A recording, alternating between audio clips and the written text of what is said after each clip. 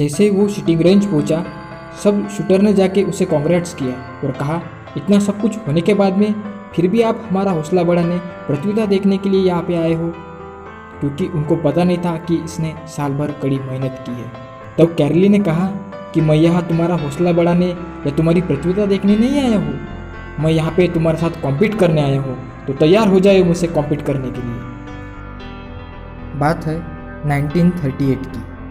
Hungary के army में एक बंदा था कैरली नाम का, और उसका एम था कि उसको अपने हाथ को दुनिया का बेस्ट शूटिंग हैंड बनाना है, और उसने बना भी लिया था। उसने उस साल हंगरी में हुई सभी नेशनल चैंपियनशिप जीत ली थी, और 1940 में होने वाले ओलंपिक में कैरली ही गोल्ड मेडल जीतेगा ये सबको लग रहा था।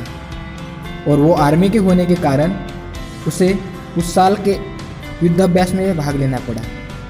उसने उसके देश के युद्धाभ्यास में भाग लिया, और उसमें उसके हाथ में एक ग्रेनेड फट गई। उसके कारण उसका हाथ चला गया।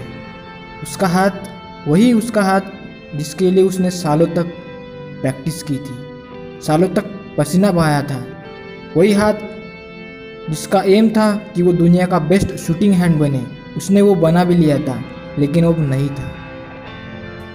उसके कारण वो पूरा टूट गया था। अब उसके पास सिर्फ दो ऑप्शन थे, एक तो जिंदगी भर जो हो गया है, जो उसके पास नहीं है, उसके लिए रोना, या फिर जो उसका गोल था, जो उसका एम था कि उसके हाथ को उसको दुनिया का सबसे बेस्ट शूटिंग हैंड बनाना है, वो हासिल करना। लेकिन अब उसने ठान लिया था कि वो रोएगा नहीं, उसका जो एम है वही उसे हासिल करना होगा। तो जैसे ही हॉस्पिटल से निकला, सीधा अपने शूटिंग रेंज पे गया। वहाँ पे उसने अपना जो बचा हुआ लेफ्ट हैंड था, जिससे उसने कभी पेन भी नहीं चलाया था, आज उससे उसको बंदूक चलानी थी। उसने साल भर उसे अपने लेफ्ट हैंड से प्रैक्टिस की। 1939 में जब हंगरी में नेशनल कंपटीशन शुरू हुई, तब उस देश के सभी शूटर आए थे। जैसे ही वो शूटिंग रेंज पहुंचा, सब शूटर ने जाके उसे कॉन्ग्रेट्स किया और कहा, इतना सब कुछ होने के बाद में फिर भी आप हमारा हौसला बढ़ाने, प्रतियोगिता देखने के लिए यहाँ पे आए हो। क्योंकि उनको पता नहीं था कि इसने साल भर कड़ी मेहनत की है। तो कैरली ने कहा कि मैं यहाँ तुम्हारा हौसला बढ़ाने या तुम्हारी प्रतियोगिता देखने नहीं आया हूँ, मैं यहाँ पे तुम्हारे साथ कॉम्पीट करने आया हूँ, तो तैयार हो जाए मुझसे कॉम्पीट करने के लिए। कॉम्पिटिशन शुरू हुआ और जीता आखिर कैरली। वो जीतने के बाद सबों ने उनके लिए तालियां बजाई, लेकिन उनको यहाँ पे नहीं रुकना था। उनका एम था कि उनको देश का नहीं, दुनिया का बेस्ट शूटिंग हैंड बनाना है।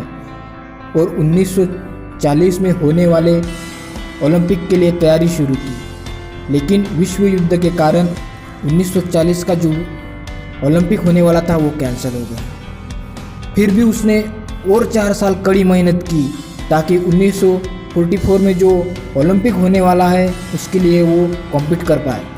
1940 के बाद 1944 में जो कंपटीशन होने वाला था वो भी वर्ल्ड वॉर के कारण कैंसिल हो गई। अब उसकी एज बहुत हो गई थी, और नए नए शूटिंग रेंज के यंग बंदे अब उसके साथ कॉम्पीट करने वाले थे। लेकिन उसने तभी भी हार नहीं मानी, और 4 साल बाद होने वाले 1952 के ओलंपिक के लिए उसने तैयारी की। 1952 का ओलंपिक शुरू हुआ। दुनिया भर के बेस्ट शूटर वहाँ पे मौजूद थे उनके बेस्ट शूटिंग हैंड से, और कैरली मौजूद था उसका इकलौते शूटिंग हैंड से। कंपटीशन शुरू हुई और आखिर जीता कैरली। उसके बाद वो वहाँ पे भी नहीं रुका, उसने और 4 साल मेहनत की, और 1956 में जो ओलंपिक हुए उसमें भी उसने गोल्ड मेडल जीता।